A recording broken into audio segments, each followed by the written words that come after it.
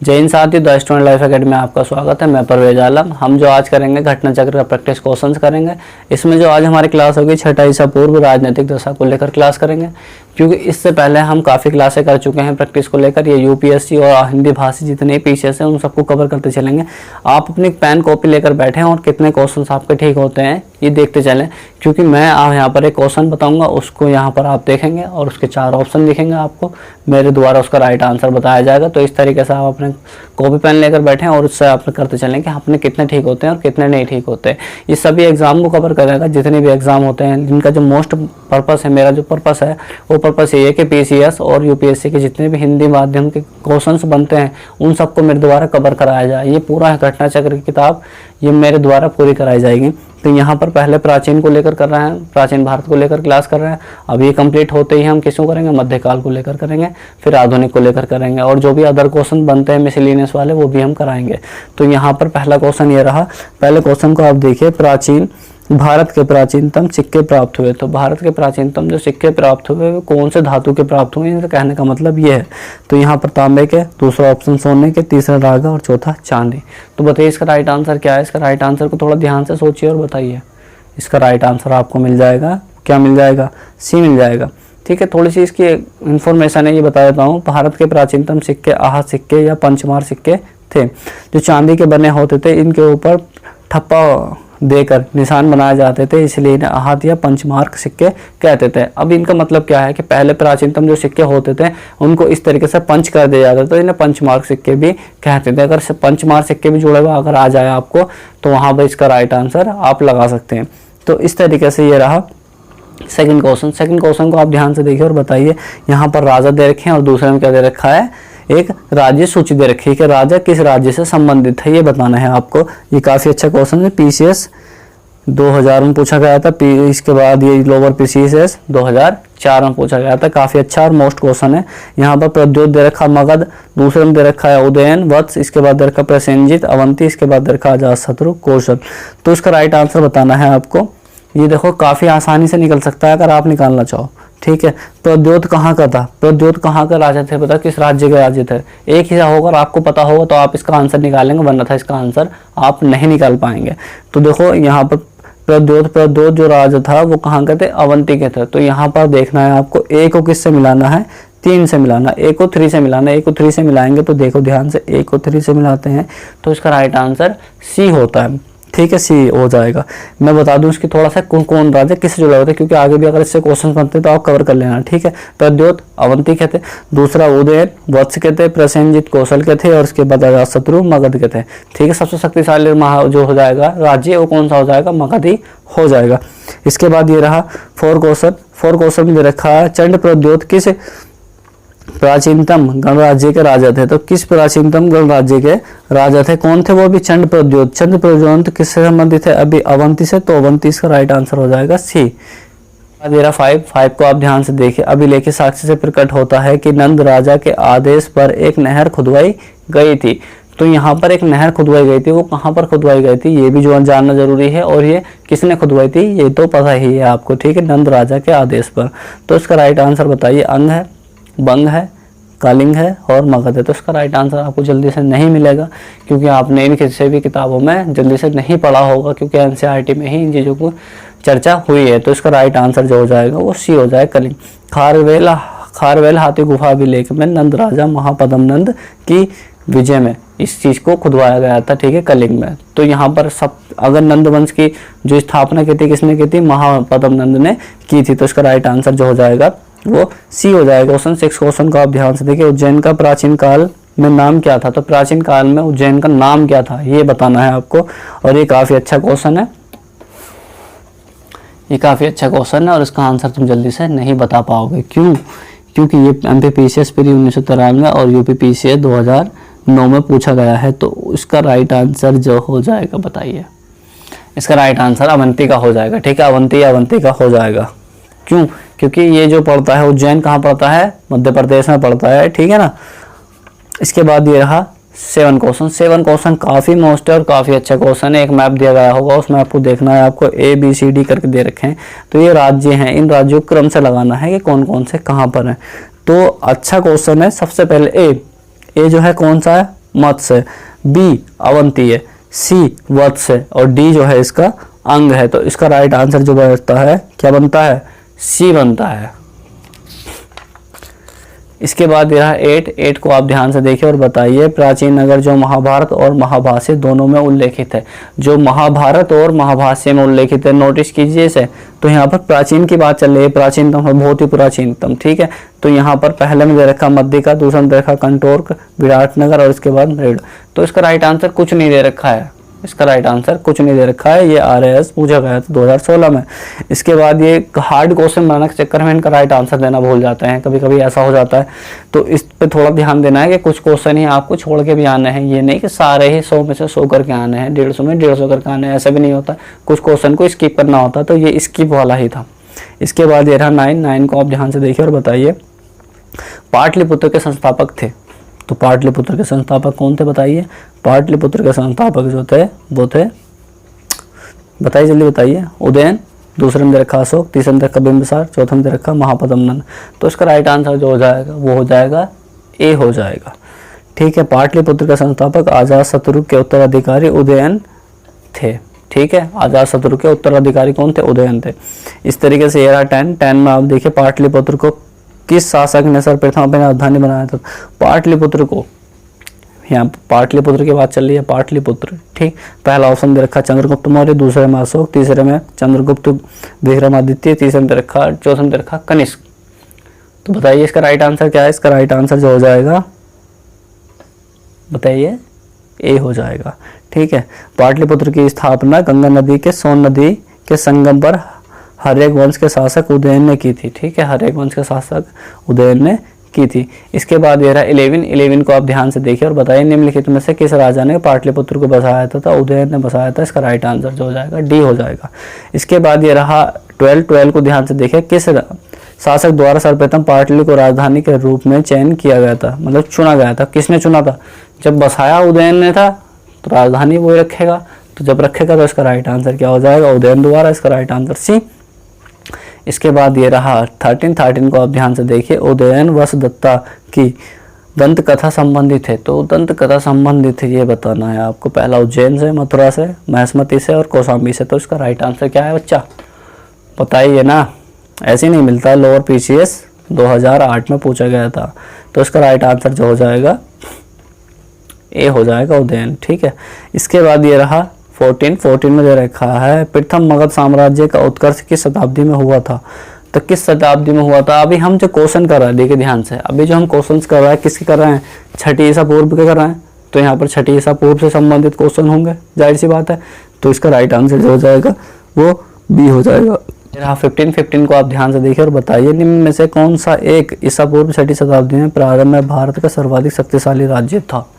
तो यहाँ पर प्राचीन समय में सबसे शक्तिशाली राज्य कौन सा था ये बताना है आपको।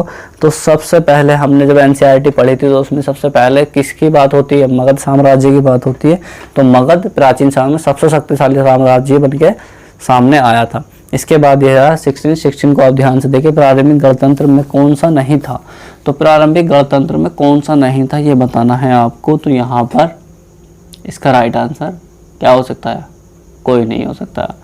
यूपी से 1992 में पूछा गया था, ठीक। इसके बाद ये रहा 17 में दे रखा है विश्व का पहला गणतंत्र वैशाली किसके द्वारा स्थापित किया गया था। तो बताइए ना बच्चा किसके द्वारा स्थापित किया गया था, हल्के में नहीं लेना किसी भी क्वेश्चन को।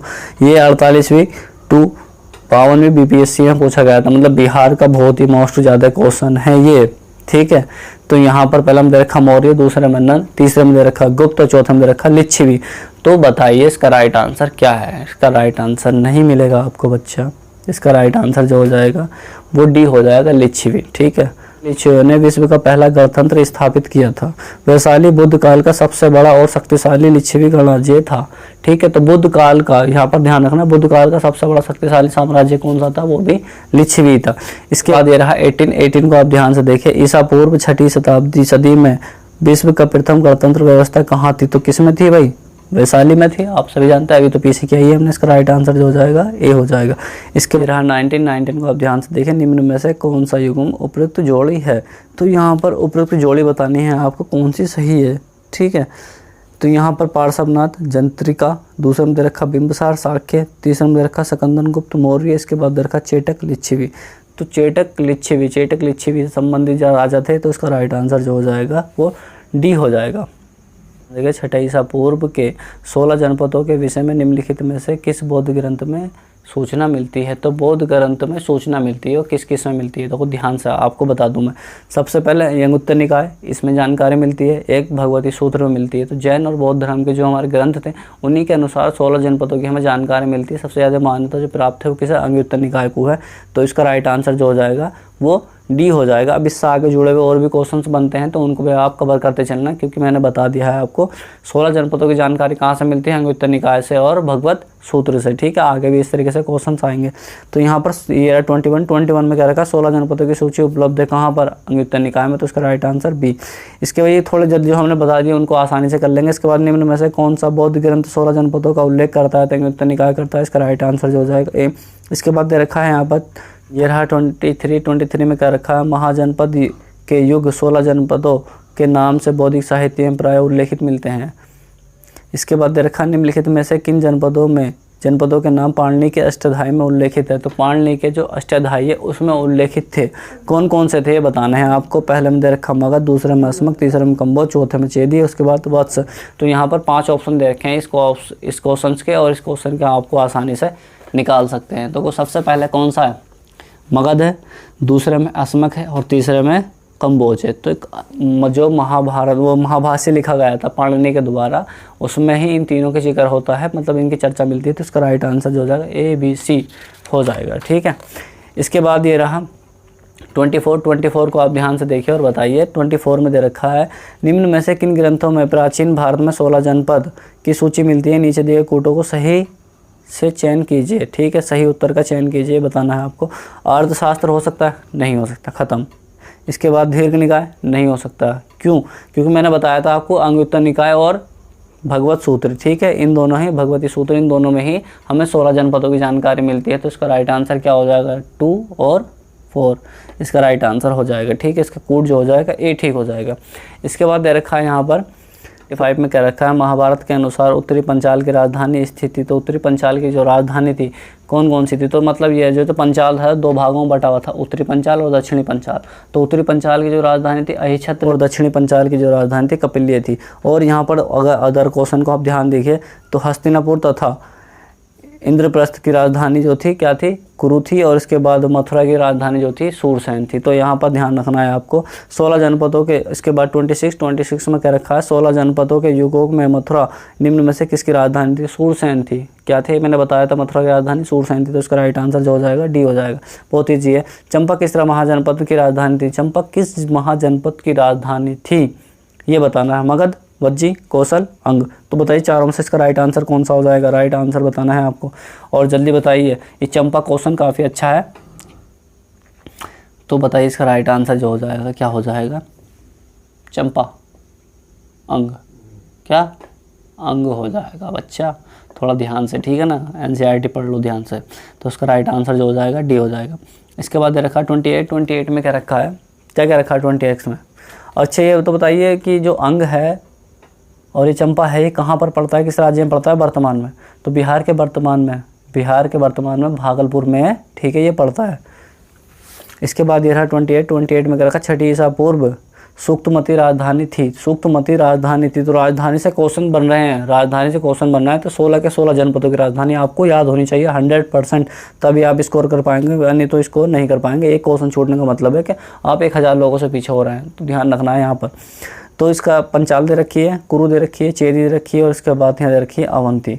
तो बताइए यहाँ पर किसकी बात चले, सूक्तमती से संबंधित क्या था, ठीक है, चेदी था। तो उसका राइट आंसर जो हो जाएगा सी हो जाएगा। छठी ईसा पूर्व आधुनिक बुंदेलखंड के पूर्व तथा उसके सीमावर्ती भागों में चेदी महाजनपद था।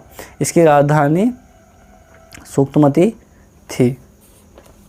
इसके बाद ये रहा 29 में क्या रखा, गोदावरी नदी के तट पर स्थित महाजनपद था। तो गोदावरी नदी के तट पर कौन सा महाजनपद स्थित था, ठीक है। तो इसका राइट आंसर मैं बता दूं, नहीं बताऊंगा ना। तो पहला इसकी अवंती, दूसरा वत्स, तीसरा में दे रखा अस्मक और चौथा में दे रखा कंबोज। तो 16 जनपदों की जानकारी कहाँ से मिलती है तो सभी जानते हैं, अंगुत्तर निकाय से और भगवती सूत्र से। तो यहाँ पर इसका राइट आंसर जो हो जाएगा क्या हो जाएगा, अस्मक हो जाएगा। ठीक है, बौद्ध ग्रंथ अंगुत्तर निकाय और जैन ग्रंथ भगवती सूत्र में 6ठी ईसा पूर्व वर्णित 16 जनपदों में अस्मक कहाँ पर था, अस्मक नर्मदा नदी तथा गोदावरी नदी के मध्य स्थित था। नर्मदा और गोदावरी नदी के मध्य स्थित था कौन, अस्मक। ठीक है, दक्षिण क्षेत्र में पड़ती है नदी। और नर्मदा नदी से एक क्वेश्चन और बनता है कि वो कौन सी नदी है जो डेल्टा नहीं बनाती है, तो नर्मदा नदी डेल्टा नहीं बनाती है और ये किधर गिरती है, अरब सागर में अपना जल गिराती है, इसकी गति काफ़ी होती है। इसके बाद ये रहा 30 में रखा 6ठी ईसा पूर्व का मत्स्य महाजनपद स्थित था। तो मत्स्य जनपद जो स्थित था वो कहाँ पर था, पहले में रखा पश्चिम उत्तर प्रदेश में, राजस्थान में, बुंदेलखंड में, रुहेलखंड में। तो यहाँ पर किसकी बात चल रही, मत्स्य की। मत्स्य देखो अभी पिछले वाले मैप से नोटिस कर लेंगे तो मत्स्य कहाँ संबंधित है, राजस्थान से। तो इसका राइट आंसर जो हो जाएगा बी हो जाएगा। ठीक है, वर्तमान में जयपुर क्षेत्र में इसका पड़ता है, इस क्षेत्र पड़ता है। इसके बाद ये रहा 31 में क्या रखा, मगध की राजधानी कौन सी थी। मगध की राजधानी कौन सी थी आप सभी जानते हैं, गिरिब्रज या राजगिरी। तो उसका राइट आंसर जो हो जाएगा सी हो जाएगा। इसके बाद निम्नलिखित में से कौन एक मगध साम्राज्य की राजधानी नहीं थी। तो मगध साम्राज्य की राजधानी कौन सी नहीं थी ये बताना है आपको। राजगिरी थी, सही बात है। गिरिब्रज थी, सही बात है। पाटलिपुत्र थी, सही बात है। कौशाम्बी नहीं थी। कौशाम्बी की जो राजधानी थी वो किसकी थी, वत्स की थी। कौशाम्बी जो राजधानी थी वत्स की थी और ये सब इसकी राजधानी बनी है। ठीक है, बदला है इनका नाम भी इस तरीके से। तो यहाँ पर दे रखा है 34 में क्या रखा है, प्राचीन श्रावस्ती का नगर विन्यास किस आकृति का था। तो यहाँ पर किसने इसकी खोज करी थी, अलेक्जेंडर कनिंघम ने की थी। किसने की थी, 1861 में इसकी खोज की थी। उत्तर प्रदेश के निकट ये पड़ता है और अर्धचंद्राकार इसका वर्ण विन्यास था। जो बना हुआ था ये क्षेत्र किस तरीके से था, अर्धचंद्राकार था। इसके बाद दे रखा 35 में दे रखा है, मगध के किस प्रारंभिक शासक ने राज्यारोहण के लिए अपने पिता की हत्या कर दी। किसने करी थी, अजातशत्रु ने की थी। सीधी सी बात है, तो उसका राइट आंसर जो हो जाएगा बी हो जाएगा। इसके बाद दे रखा अजातशत्रु के वंश का नाम क्या था। तो अजातशत्रु के वंश का जो नाम था वो हर्यक वंश था। इसके बाद राजकुमार जो अपने पिता की मृत्यु के लिए उत्तरदायी था तो कौन था, अशोक ही था। वो अशोक कह रहा हूँ, सॉरी, अजातशत्रु था। तो ठीक है, यहाँ पर पिता के मानने की जब बात हो जाए तो वो कौन थे, अजातशत्रु ही थे। इसके बाद ये रहा 38 में क्या रखा, किस मगध साम्राज्य में वज्जी गणराज्य को हराकर आत्मसात किया था। तो आत्मसात मतलब आपस में मिलाया था। तो किस शासक ने मिलाया था, देखिएगा मगध में। तो ये रखा चंद्रगुप्त मौर्य, अशोक ने, महापद्म नंद ने और इसके बाद अजातशत्रु ने। तो अजातशत्रु ने ही मिलाया था। तो इसका राइट आंसर जो हो जाएगा वो डी हो जाएगा। 39 देखा, मालवा क्षेत्र पर मगध सत्ता का विस्तार निम्न में से किस शासन के काल में हुआ था। तो किसके शासन काल में हुआ था, यहाँ पर दे रखा बिंबिसार, अजातशत्रु, उदयन, उदयभद्र। इसके बाद दे रखा शिशुनाग। तो उसका राइट आंसर बताइए, इसका राइट आंसर क्या हो जाएगा, डी हो जाएगा, शिशुनाग। इसके बाद दे रखा 40 में दे रखा है, मगध में नंद वंश का संस्थापक कौन था। संस्थापक कौन था, महापद्म नंद था। मैंने पीछे बता चुका हूँ इसके बारे में। तो इसका राइट आंसर जो हो जाएगा ए हो जाएगा। ये रहा 41 को आप ध्यान से देखिए, मगध का कौन सा सम्राट आरोपण सुराम के नाम से जाना जाता है। तो महापद्म ही जाने जाते हैं इस नाम से। तो इसका राइट आंसर डी हो जाएगा। इसके बाद दे रखा है 42 में दे रखा है, वाराणसी में उल्लेखित निम्न में से अपनी द्वितीय राजधानी बनाया था। तो द्वितीय राजधानी जो बनाया था तो उसका कोई भी राइट आंसर नहीं दे रखा है यहाँ पर। 43 में देखा नंद वंश के पश्चात मगध पर किस राजवंश ने शासन किया था। तो किसने किया था, इसका राइट आंसर जो हो जाएगा वो जाएगा मौर्य ने।